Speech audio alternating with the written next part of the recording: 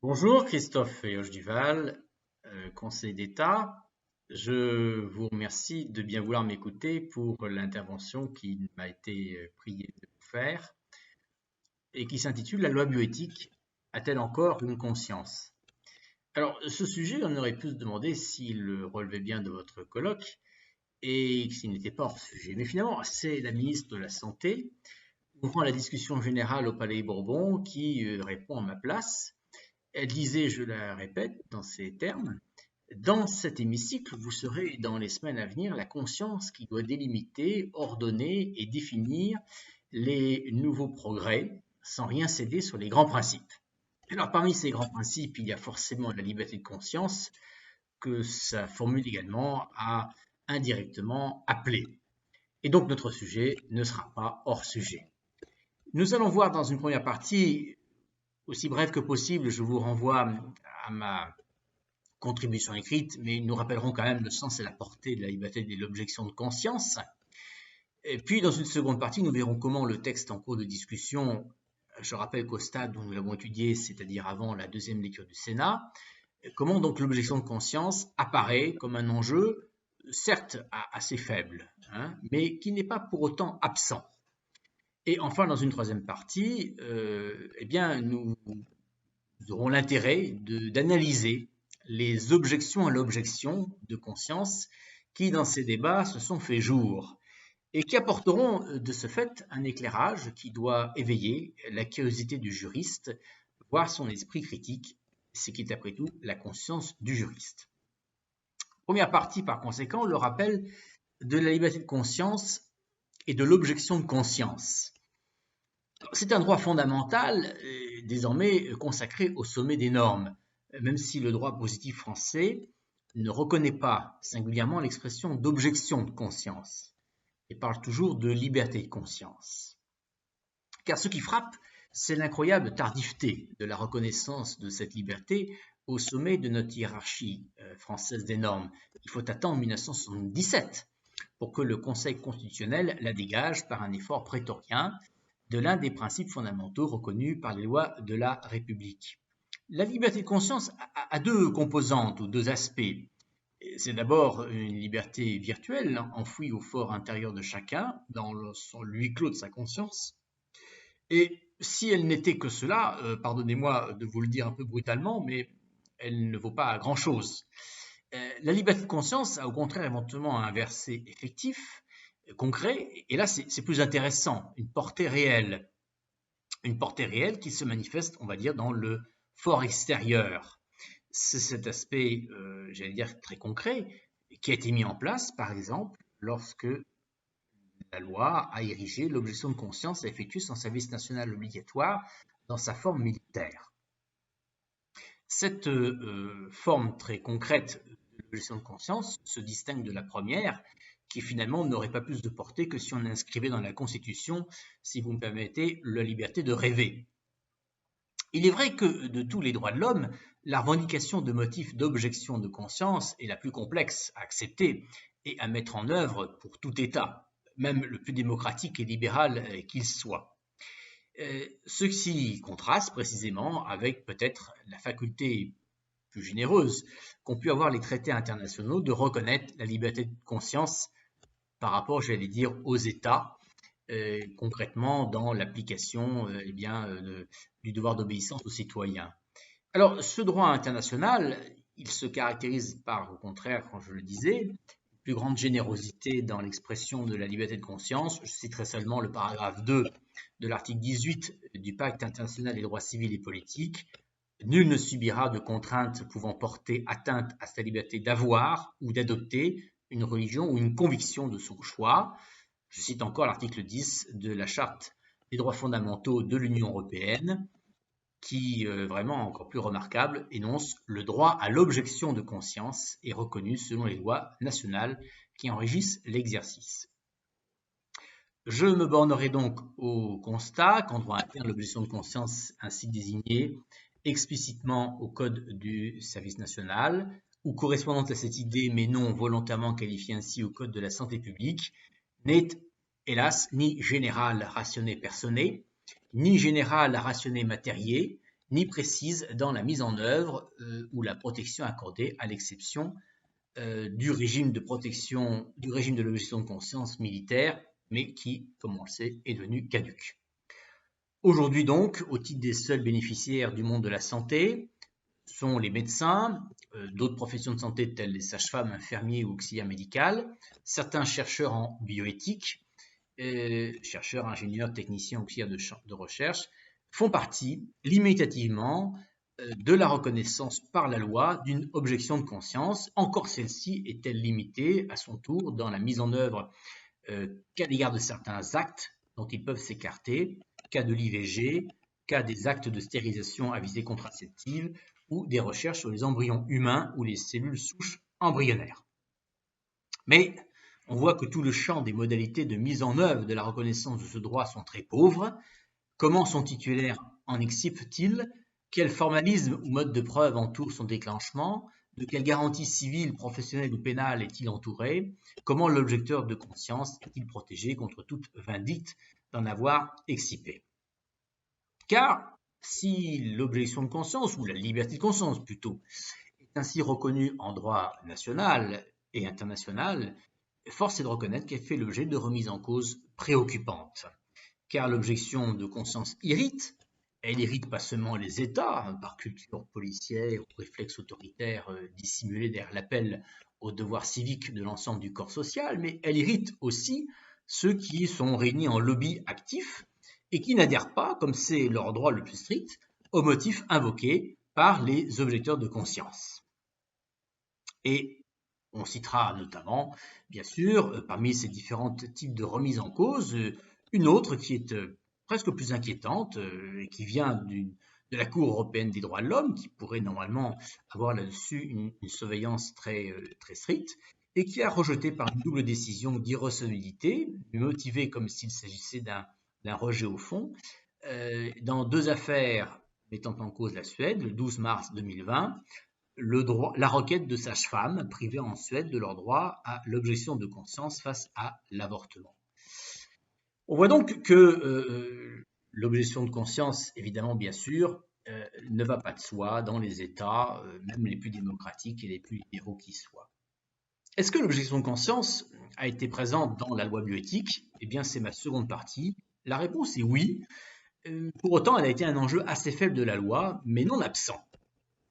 L'objection de conscience a fait son entrée discrète dans le projet de loi relatif à la bioéthique à la faveur de l'extension du cas d'interruption de grossesse pour motif médical, ce qu'on appelle l'IMG.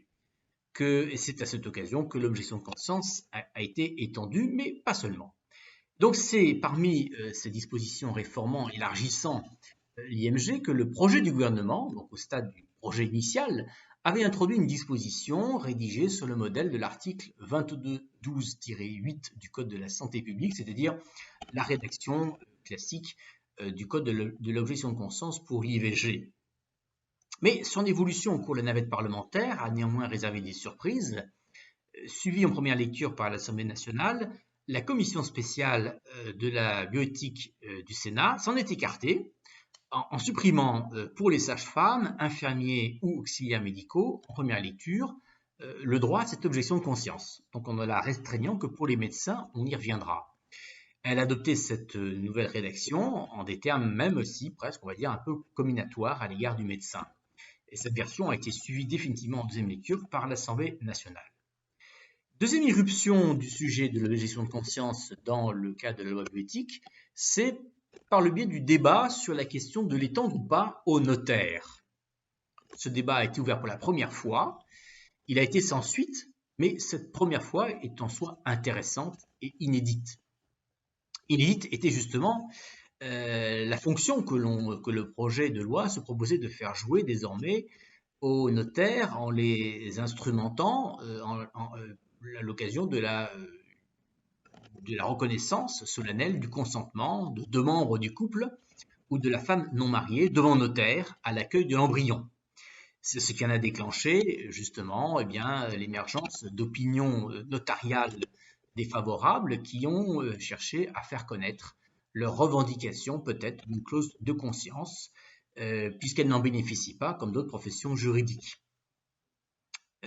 certains notaires ont été auditionnés par la commission du Sénat, et c'est à cette occasion qu'ils ont fait part de leur point de vue.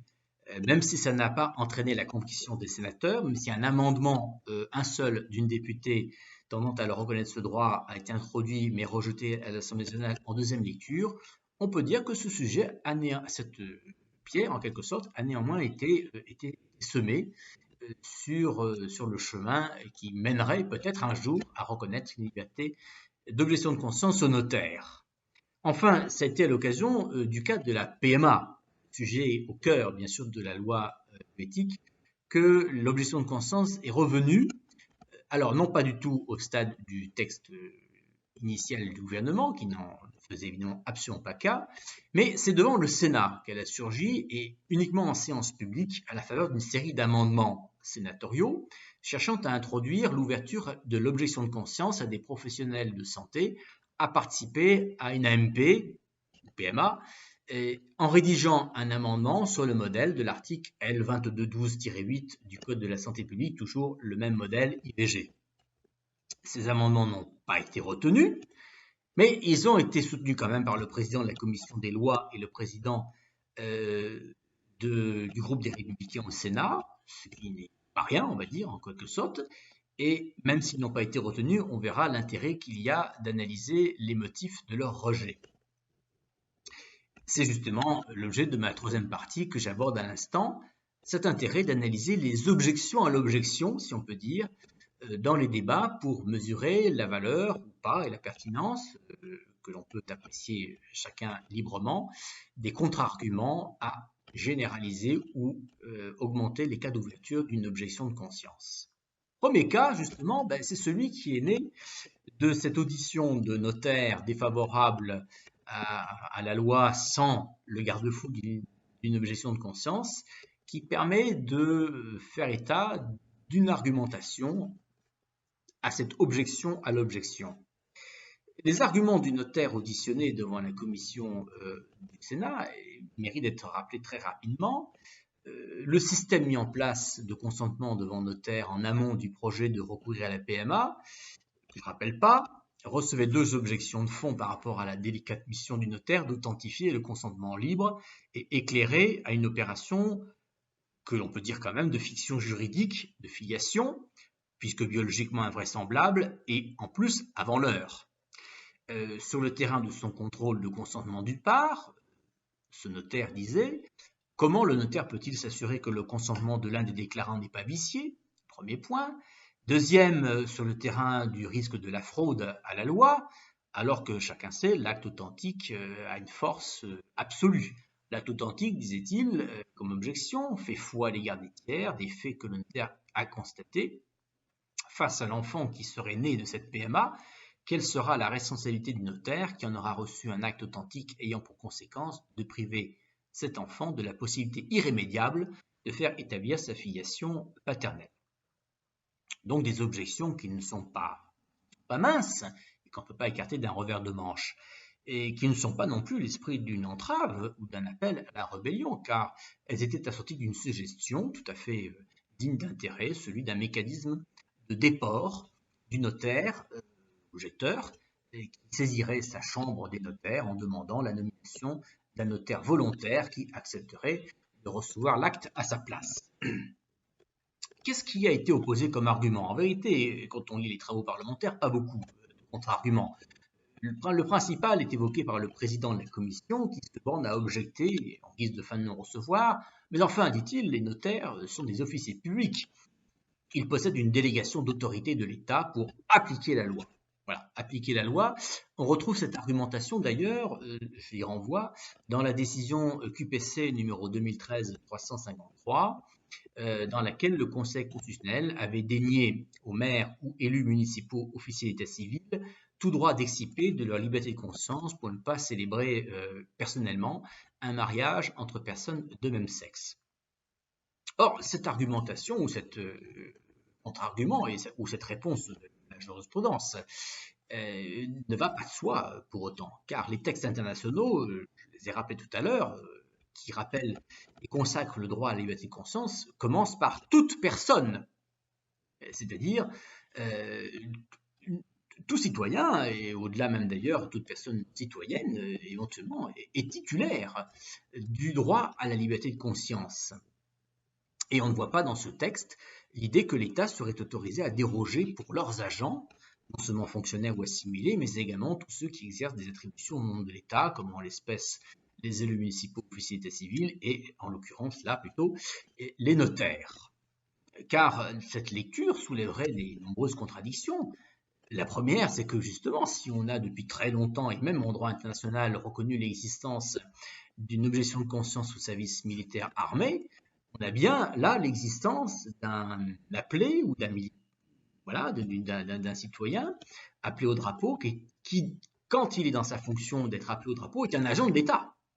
Est un agent de l'État et qui pourtant se voit reconnaître l'objection de conscience. Mais on a d'autres cas de figure, le magistrat, l'avocat qui est toute une forme d'auxiliaire du service public de la justice, le journaliste d'une radio, d'une chaîne de télévision du service public, évidemment le professeur d'université, ça ne l'échappera pas, qui est un agent de l'État, jouissent de l'indépendance, et ce qui est une autre forme d'ailleurs de pouvoir exciper de leur objection de conscience. Et le bon fonctionnement et la neutralité du service public notarial peuvent parfaitement être assurés, comme d'ailleurs le suggérait ce notaire auditionné, par un mécanisme interne au fonctionnement de chaque chambre de notaire de remplacement par un notaire volontaire commis d'office. Deuxième analyse des objections qui ont été faites à des demandes d'extension de l'objection de conscience dans le cadre de la loi bioéthique, la problématique liée à la qualité des bénéficiaires en question, à savoir, est-ce que les médecins seront aujourd'hui, bientôt, les derniers à bénéficier d'une objection de conscience dans le domaine de la santé? C'est un apport inattendu, il faut le dire un peu préoccupant, du débat que l'on peut lire sur la loi bioéthique, puisque, à l'occasion de l'examen justement de l'amendement du texte initial du gouvernement qui étendait l'objection de conscience pour les actes d'IMG, et texte qu'il avait rédigé sur le modèle de l'IVG, par conséquent qui est très large et qui inclut non seulement le médecin, mais également la sage-femme, l'infirmier ou infirmière et les auxiliaires médicaux qui participent à aider à l'acte d'IVG, eh bien, sur ce modèle avait été construit la même chose pour l'IMG. Or, les discussions, au débat, au Sénat, aux Assemblées nationales puis au Sénat, ont fait disparaître le second alinéa qui énonçait qu'aucune sage-femme, aucun infirmier ou infirmière, aucun auxiliaire médical qui soit n'est tenu de concourir à une interruption de grossesse pour motif médical. Cette suppression a été justifiée par le co-rapporteur de la commission spéciale bioéthique du Sénat, d'une manière qui demande quand même une petite analyse juridique. Son objection est de dire que ce n'est pas justifié. Ce n'est pas justifié d'introduire une clause de conscience spécifique des professionnels de santé en matière d'IMG, dès lors, dit-elle, qu'une clause de conscience générale permettant de ne pas accomplir un acte contraire à ses convictions bénéficierait déjà aux professionnels de santé. À quoi fait-elle allusion? Elle fait allusion au fait qu'existe dans les codes de déontologie de toutes les professions de santé une disposition qui, dans la rédaction du code des médecins, dont s'inspirent d'autres codes, à savoir les sages-femmes à l'article R4127-328, aux infirmiers à l'article 43-12-12 du même code, donc disposition tirée du code de la santé publique pour les médecins au R4127-47, et qui énonce que, hors les cas d'urgence, et celui où il manquerait à ses devoirs d'humanité, un médecin a le droit de refuser ses soins pour des raisons professionnelles ou personnelles.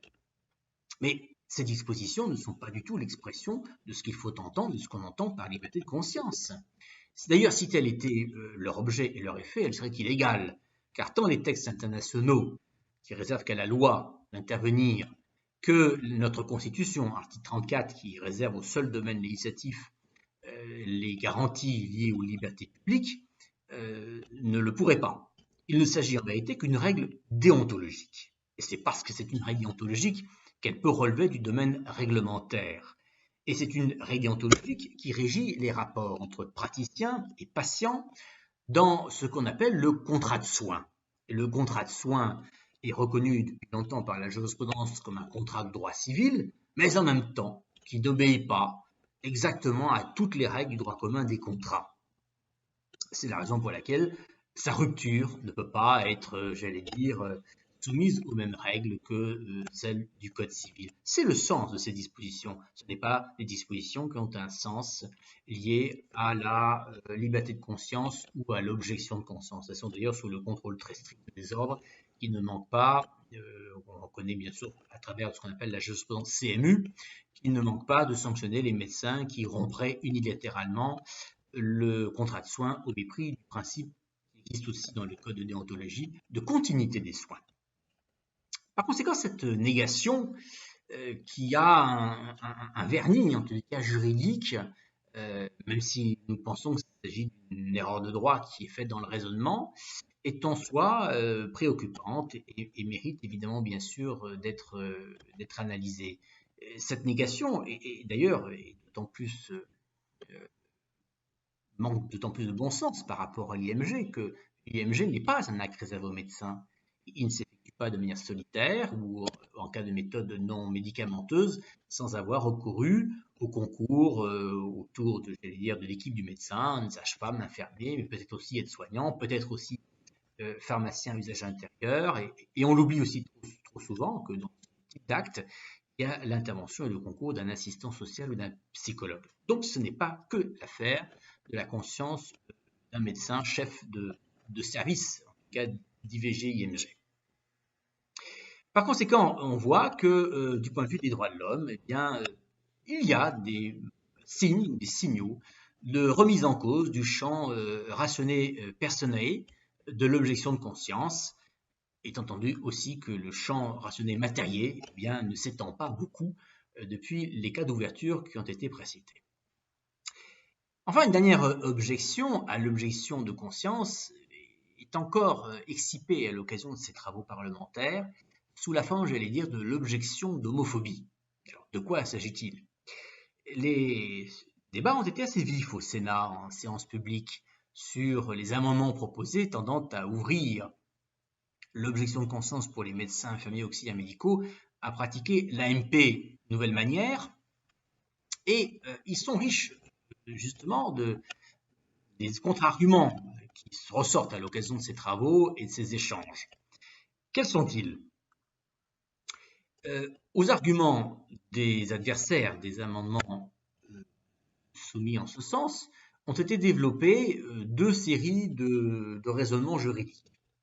Le premier est un rappel de celui que nous évoquions précédemment, c'est celui de dire que le refus d'extension aux professionnels de santé autres que médecins de l'ouverture de l'objection de conscience à l'IMG, exactement comme pour la PMA, repose sur le présupposé qu'ils sont déjà volontaires. Voilà. On était volontaire pour l'IVG, donc on doit l'être pour l'IMG. Eh bien, on était volontaire pour faire des PMA ancienne manière, loi de 1994. Il n'y a aucune raison qu'on ne le soit pas pour faire des PMA nouvelle manière, loi de 2021. La ministre de la Santé expose ainsi, dit-elle, je la cite, dans le cadre de l'assistance médicale à la procréation, des professionnels qui exercent au sein des services spécialisés le font en toute connaissance de cause, autour d'une activité orientée vers l'aide à la procréation. Par conséquent, ce volontariat, eh bien, une fois pour toutes données, les exclurait d'avoir des états d'âme, du changement du champ, de l'esprit de l'intervention de PMA sur des couples. Cette objection, évidemment, quand même, mérite discussion, car on ne voit pas pourquoi d'ailleurs, si un volontariat a été donné à un moment, il ne peut pas être repris à un autre, il ne peut pas être vérifié à nouveau, notamment en raison de changements notables, précisément, dans l'objet et l'acte de soin qui était un acte de soin avant de PMA et qui, manifestement, au terme des débats, ne relève plus exactement de la même notion de l'acte de soin, et donc on ne voit pas pourquoi ce volontariat ne pourrait pas à nouveau être revérifié auprès de ces praticiens. Le second argument retiendra davantage l'attention. Nous citons toujours la ministre. La clause de conscience en matière d'IVG concerne l'acte d'IVG car elle oblige le médecin à réorienter les patients vers un autre collègue. En revanche, elle ne peut en aucun cas être invoquée pour différencier des personnes qui se présentent devant un médecin. Votre proposition, objecte-t-elle au sénateur, introduirait une différenciation selon le statut conjugal ou l'orientation sexuelle. Or, le Conseil d'État, dit-elle, a été un peu plus clair sur ce point, affirme-t-elle. Je le cite, quand elle dit que je le cite, c'est elle qui cite le Conseil d'État. Il paraît juridiquement impossible de créer une clause de conscience spécifique à l'AMP qui ciblerait certains publics, étant rappelé que l'article 7 du Code de déontologie médicale prohibe toute discrimination. Et elle conclut, votre proposition s'apparaîtra donc à de la discrimination. Alors, nous ne partageons pas bien le bien fondé de cette objection. Évidemment, bien sûr, elle est à souligner comme telle et mérite d'être discutée, débattue. On comprend quand même aussi qu'elle dissimule en arrière-plan une forme un petit peu d'amalgame. On cherche à stigmatiser un médecin ou un membre de son équipe qui, s'il faisait jouer leur droit à l'objection de conscience, au fond, dit-on, ou laisse-t-on entendre, ce serait à raison du statut conjugal, parce que la patiente est une femme seule non mariée, ou de son orientation sexuelle, parce que la patiente est en couple avec une autre femme. Autrement dit, le professionnel serait susceptible d'entrer en voie de poursuite pénale pour avoir opéré une distinction entre personnes physiques sur le fondement de leur situation familiale, de leur orientation sexuelle. En quelque sorte, le piège de l'homophobie se refermerait-il sur la liberté de conscience, dès lors inopérante dans tout le champ de la sexualité. N'existe-t-il pas pourtant le droit à avoir des convictions morales, religieuses ou philosophiques qui défendent que la vie humaine procède d'un père ou d'une mère unis par des liens d'amour stables? Ceci, en tous les cas, n'est pas illégitime. Et la vraie réponse à donner à cette problématique que soulève la ministre n'est pas la fin de non-recevoir, elle est au contraire l'expression même de l'office du pouvoir législatif.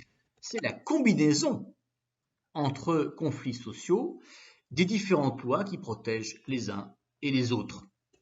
Conflits sociétaux qu'on ne peut nier, entre effectivement peut-être les tenants d'une thèse et les tenants d'une autre, et qui trouverait, à nouvelle fois, dans l'intervention de la loi, mettant en œuvre sous le contrôle du juge constitutionnel, la conciliation entre deux principes constitutionnels, d'un côté la liberté de conscience, et de l'autre le principe de non-discrimination. D'ailleurs, c'est au fond exactement ce qu'avec un certain équilibre a opéré l'article L22-12-8 du Code de la santé publique, issu de la loi 1975, avec l'objection de conscience reconnue pour l'IVG. A-t-on jamais sérieusement soutenu le raisonnement que le médecin ou la sage-femme qui objectait à la demande d'avorter présentée par une patiente, discriminerait celle-ci à raison de sa situation de famille, car elle ne serait pas par construction une fille mère, par exemple, ou à raison des mœurs, parce qu'elle aurait eu par construction des rapports sexuels non protégés ou hors mariage, que sais-je. Ce raisonnement, par l'absurde, montre et conduit à écarter l'inanité, selon nous, de toute volonté hégémonique d'imposer de force un point de vue sur l'autre. Au contraire, le médecin objecteur n'en impose pas, lui qui doit sans délai réorienter vers un autre confrère la patiente qui, par conséquent, ne subit aucun dommage et par voie de conséquence ne subit pas de discrimination. Mais néanmoins, cette argumentation plus développée n'a pas pu être développée au Sénat et les amendements ont été rejetés pour étendre l'objection de conscience à l'AMP. C'était pourtant un sujet qui mérite en soi une réflexion plus poussée. Nous en avons terminé avec ce balayage de l'objection de conscience à travers la loi bioéthique et nous finirons simplement en conclusion pour rappeler que l'objection de conscience n'est pas le droit de soulever un caprice. Elle est beaucoup plus objectivable qu'il n'y paraît. Si l'État n'a pas apporté une appréciation sur la pertinence des convictions qui y conduisent, s'il est légitime qu'il intervienne par la loi pour déterminer les cas d'ouverture, c'est sans arbitraire qu'il doit en assurer et faire assurer le respect. En théorie, les États n'ont rien à craindre pour leur sauvegarde de la cohésion sociale, de l'objection de conscience, qui n'est pas un droit de se soulever contre l'obéissance à la loi. Elle est même tout le contraire du concept de désobéissance civile ou désobéissance civique, puisqu'elle attend de la loi la reconnaissance du droit d'objection pour l'appliquer scrupuleusement. C'est au contraire l'entrave à l'objection de conscience ou le déni qu'existent des motifs impérieux d'objecter qui deviennent facteurs de désordre et de troubles à la tranquillité du pacte du vivre ensemble. Je vous remercie de m'avoir écouté.